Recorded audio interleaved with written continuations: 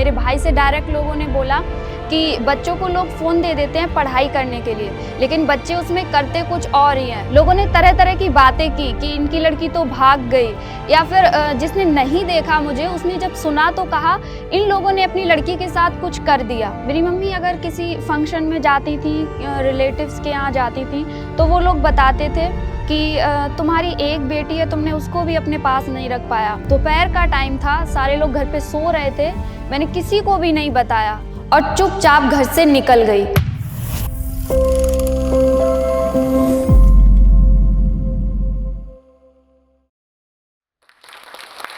कभी-कभी जिंदगी में ऐसा मोड़ आता है कि अपने सपने पूरे करने के लिए घर से बाहर निकलना पड़ता है, अपनों से दूर जाना पड़ता है। लेकिन लड़की अगर घर से बाहर निकली तो लोग कहते हैं कि लड़की तो भाग गई, लेकिन वो लड़की भागी नहीं होती, वो अपने सपनों के पीछे भाग रही होती है। मैंने भी यही कदम उठाया और 500 के सेटअप से आज मैं लाखों कमा रही हूँ। कुछ चंद लोगों ने मुझे सपोर्ट नहीं किया, लेकिन आज मुझे लाखों लोग सपोर्ट कर रहे हैं। नमस्ते, मेरा नाम कीर्ति दीक्षित है और मैं उत्तर प्रदेश के छोटे से गांव से आई हूँ जिसका नाम किदरापुर है। हम 3 भाई बहन हैं। मैं अपने भाइयों की सबसे छोटी बहन हूँ। मेरे पापा का सोर्स ऑफ इनकम फार्मिंग है और मैं जिस गांव में रहती हूँ वो बहुत ज़्यादा डेवलप नहीं हुआ है। रोड्स भी अभी तक नहीं सही से बन पाए हैं और लाइट्स भी कुछ साल पहले आई है। मेरी स्टार्टिंग की जो पढ़ाई हुई है वो गवर्नमेंट स्कूल में हुई है। 5th क्लास तक मैंने अपने घर से पढ़ाई की और 6th क्लास से मुझे जवाहर नवोदय विद्यालय में एडमिशन मिल गया। वो टाइम बहुत मुश्किल था मेरे लिए क्योंकि मेरी एज बहुत ज़्यादा नहीं थी। मैं 11 या 12 साल की थी। उस टाइम पे मुझे अपनी फैमिली से दूर जाना पड़ा। बहुत मुश्किल था वहाँ पे जाके वहाँ के रूल्स फ़ॉलो करना, जल्दी उठना, अपना सारा काम खुद करना। इतनी छोटी सी उम्र में ये सब मेरे लिए बहुत मुश्किल था और मैं अपनी मम्मी से बहुत कनेक्ट थी। हर बच्चा अपनी मम्मी से कनेक्ट होता है, लेकिन मैं इतनी ज़्यादा थी कि मैं मम्मी के बिना 1 घंटे तक नहीं रह सकती थी। मैं किसी रिलेटिव्स के घर नहीं जाती थी, इसी वजह से कि मैं मम्मी के बगैर नहीं रह पाऊँगी। क्योंकि मेरे गाँव का जो माहौल है वो ऐसा है कि लड़कियाँ 8th तक पढ़ाई करती हैं, उसके बाद फॉर्म डाल के एग्ज़ाम देने जाती हैं। तो मेरी फैमिली ने मुझे बोला कि अगर तुम वहाँ पे रहोगी तो तुम्हारी पढ़ाई अच्छे से हो जाएगी, तुम एक इंडिपेंडेंट लड़की बन जाओगी। तो इसी उम्मीद में मैं वहाँ पे 5 साल रही। मेरे साथ हॉस्टल में मेरे भाई थे। भाई का 12th हो गया और मेरी 10th हो गई। उसके बाद मुझे लगा कि अब हम आगे की पढ़ाई अपने घर से कर लेंगे, क्योंकि भाई के बिना वहाँ पे रहना थोड़ा मुश्किल था। तो जब मैं हॉस्टल में गई तो मेरे गाँव का माहौल ऐसा हो गया था कि लोग फैमिली को बोलते थे कि तुमने अपनी लड़की को हॉस्टल में क्यों भेज दिया? अलग-अलग तरह की जगह-जगह के बना के किस्से बताते थे कि हॉस्टल में ऐसा होता है लड़कियों के साथ। मेरी मम्मी अगर किसी फंक्शन में जाती थी, रिलेटिव्स के यहाँ जाती थी, तो वो लोग बताते थे कि तुम्हारी एक बेटी है, तुमने उसको भी अपने पास नहीं रख पाया। लड़कियों को हॉस्टल में भेजना बहुत गलत तरीके से वो लोग लेते थे। लेकिन मेरी फैमिली ने मेरी पढ़ाई को ज़्यादा प्रायोरिटी दी और उन लोगों की बातों को कैसे ही ना कैसे एडजस्ट किया। मैं 5 साल हॉस्टल में रही, मेरी 10th हो गई। मेरे साथ मेरे भाई भी थे, उनकी 12th हो गई, तो हम दोनों लोग घर पे आ गए। अब स्टार्ट होता है मेरी लाइफ का सबसे बैड फेज़, जब मुझे नहीं पता था कि अब आगे क्या होगा। बहुत सारी उम्मीद और खुशियों के साथ मैं घर आई थी कि मैं इतने दिनों बाद अपनी फैमिली के साथ रहूँगी, लेकिन यहाँ आके सब कुछ अलग हुआ। अब लोगों ने फैमिली को भड़काना शुरू कर दिया। वो लोग कहने लगे कि अब इसकी शादी कर दो। फैमिली को भी कहीं न कहीं उनकी बातें सही लगने लगी, लेकिन मैं इस तरीके से नहीं रह सकती थी कि मैं बाकी की पढ़ाई घर से करूँ और मेरी शादी कर दी जाए। मैंने फैमिली को बहुत बोला कि मुझे आगे की पढ़ाई करनी है, लेकिन फैमिली ने कुछ ना कुछ एक्सक्यूज़ दिए कि फाइनेंशियली दिक्कत है या आने-जाने की दिक्कत है। मैं मॉर्निंग में उठती थी, घर का काम करती थी, फिर दोपहर में सो जाती थी, फिर शाम को उठती थी, फिर घर का थोड़ा बहुत काम था। ये लाइफ़स्टाइल इतना ज़्यादा मुझे डिप्रेस्ड कर रही थी, मुझे एंग्ज़ायटी होती थी घर में, क्योंकि मैं इस तरीके से नहीं रह सकती थी। मैंने बहुत बार अपने घरवालों को समझाया कि मुझे आगे की पढ़ाई अच्छे से करनी है, लेकिन फैमिली कहीं न कहीं सोसाइटी के प्रेशर में आके या उनकी बताई हुई बातें उनके समझ आने लगी थी, तो उन्होंने बोला कि अगर इस सोसाइटी में रहना है, तो इनके रूल्स थोड़े बहुत तो फ़ॉलो करने पड़ेंगे। बाकी लड़कियाँ जैसे घर से पढ़ाई कर रही हैं, तुम भी करो। मैंने बोला कि आगे की पढ़ाई बहुत अच्छे से अगर नहीं नहीं करवा सकते हो तो मुझे पार्लर सिखवा दो, लेकिन फैमिली ने इसके लिए भी मना कर दिया। तो मेरा जो 11th क्लास था वो लॉकडाउन में चला गया। 12th तक आते आते लॉकडाउन खुलने लगा। मेरे जो फ्रेंड्स थे, क्लास वाले थे, वो अच्छी अच्छी जगह पढ़ाई करने लगे, कोई किसी की तैयारी करने लगा। तो मैंने धीरे धीरे सबसे कनेक्शन अपना कट कर लिया, क्योंकि मुझे इंसल्ट फील होता था, क्योंकि वो लोग बाहर जा रहे हैं, पढ़ाई कर रहे हैं अच्छी अच्छी जगह, और मेरी जो लाइफ स्टाइल थी वो घर से शुरू होती थी और घर पे ही खत्म हो जाती थी। मेरी 12th ऐसे ही हो गई घर पे रह के।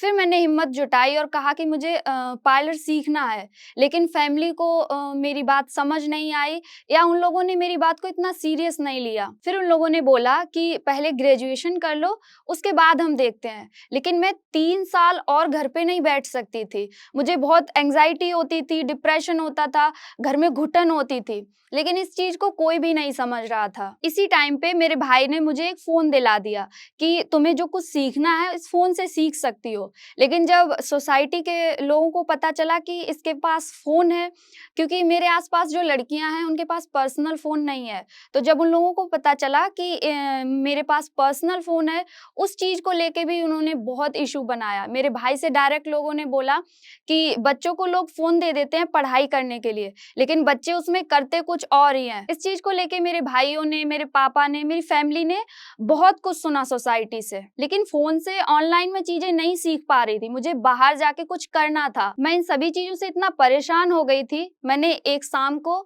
अपना बैग पैक किया और दूसरे दिन दोपहर का टाइम था, सारे लोग घर पे सो रहे थे, मैंने किसी को भी नहीं बताया और चुपचाप घर से निकल गई।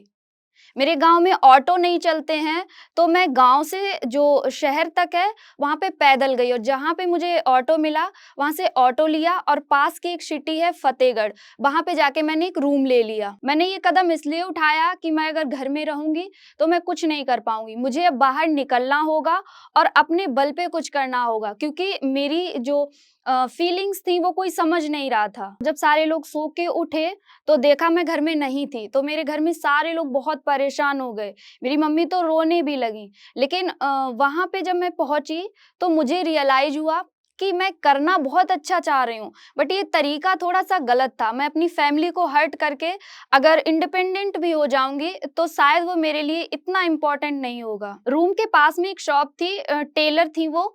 मैंने उनको बोला कि मुझे एक कॉल करनी है, क्या अपना फोन दे देंगी? उन्होंने मुझे अपना फोन दिया, मैंने घर पे फोन किया। मेरा फोन भाई के पास लगा। जब भाई ने हेलो किया तो मेरे भाई इतना ज्यादा परेशान थे, डर की वजह से वो कांप रहे थे। उन्होंने डायरेक्ट बोला, कहाँ हो तुम? मैंने उनको बताया कि मैंने फतेहगढ़ में रूम ले रखा है और आगे मुझे जो भी करना है वो मैं यहीं से करूंगी। 10-15 मिनट बाद मेरे भाई मेरे पास पहुंच गए और उन लोगों ने मुझे बहुत समझाया कि ठीक है, तुम्हें जो करना है हम लोग करवाएंगे। इस इंसिडेंट के बाद मेरी फैमिली को समझ आ गया कि मैं सच में कुछ करना चाहती हूँ। अब पूरी फैमिली मेरे सपोर्ट में थी, लेकिन प्रॉब्लम ये थी कि मुझे जाते हुए कुछ लोगों ने देख लिया था। अब जैसे समाज से मैं हूँ, वहां पे अगर लड़की घर से बाहर जाती है तो उसका मतलब बहुत गलत निकालते हैं। लोगों ने तरह तरह की बातें की कि इनकी लड़की तो भाग गई, या फिर जिसने नहीं देखा मुझे उसने जब सुना तो कहा इन लोगों ने अपनी लड़की के साथ कुछ कर दिया। पर उस टाइम पे मेरी फैमिली ने डिसाइड किया कि तुम्हें जो करना है तुम करो। मैंने बोला कि मुझे पार्लर सीखना है, तो मेरे भाई ने मेरी सारी अरेंजमेंट करवाई बाहर, और मैं बाहर रह के पार्लर सीखने लगी। उस टाइम पे भाई को लगा कि मैं मेंटली स्टेबल नहीं हूँ, मैं थोड़ी सी इमोशनल ज्यादा हूँ, तो मुझे खुश रखने के लिए भाई ने मुझे एक ट्राइपॉड दिया। वो भाई की सेविंग का पैसा था, उससे भाई ने ट्राइपॉड खरीदा, और भाई का नया फोन था। मेरा फोन पुराना हो गया था, तो भाई ने अपना नया फोन मुझे दे दिया और मेरा फोन खुद ले लिया, ताकि मैं रील्स बना सकूं, वीडियोस बना सकूं, क्योंकि वीडियोस बनाना मुझे हमेशा से पसंद था। अब मेरी लाइफ ठीक हो रही थी, मैं पार्लर सीख रही थी, रील्स बना रही थी और घर पे भी आना जाना था। लेकिन मेरे घर वाले जो फेस कर रहे थे उसका मुझे अंदाजा भी नहीं था। अब आसपास के लोग मेरी फैमिली को डायरेक्ट बोलने लगे कि तुम्हारी बेटी तो भाग गई, मैंने उसको जाते देखा। मेरी फैमिली ने जैसे तैसे इस चीज़ को मैनेज किया। मैं जब घर आती थी, तो मेरी मम्मी मुझे बताती थी कि लोग तुम्हारे बारे में क्या कह रहे हैं। इसलिए नहीं बताती थी कि मुझे दुःख पहुँचे या मुझे डिमोटिवेशन हो या मैंने जो किया उसके लिए मुझे गिल्ट फ़ील हो। वो इसलिए बताती थी कि अब तुमने जो स्टेप लिया है, अब तुम्हें रुकना नहीं है। अब तुम्हें इन लोगों को करके दिखाना है कि हाँ, ये जो तुमने किया है, वो अपने सपनों के लिए किया है। पार्लर सीखते-सीखते मैं रील्स बनाती थी। वहीं से मुझे एक दिन आइडिया आया कि रील्स की जगह हम यूट्यूब वीडियो बनाते हैं।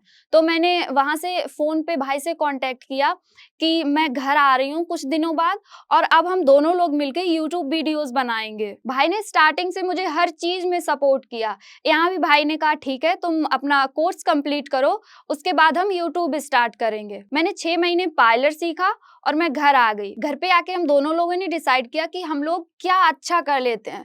तो हम लोगों को कुकिंग बहुत अच्छे से आती थी क्योंकि हम लोग हॉस्टल में रहे थे। हम दोनों लोगों ने घर के खाने को बहुत मिस किया था। हम लोग मेस का खाना खाते थे।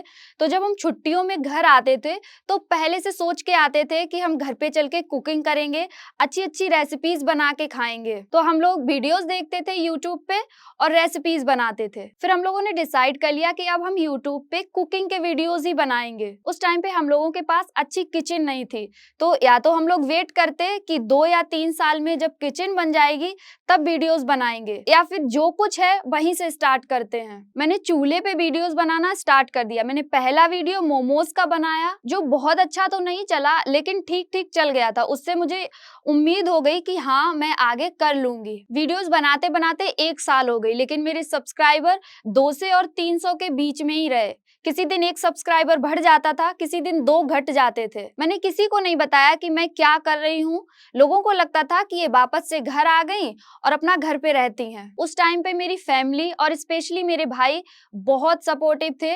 भाई से ही मैंने सीखा कि यूट्यूब पे वीडियोज़ कैसे बनाते हैं, एडिट कैसे करते हैं, अपलोड कैसे करते हैं। लेकिन हम लोगों को वीडियोज़ बनाते-बनाते 1 साल हो गई थी।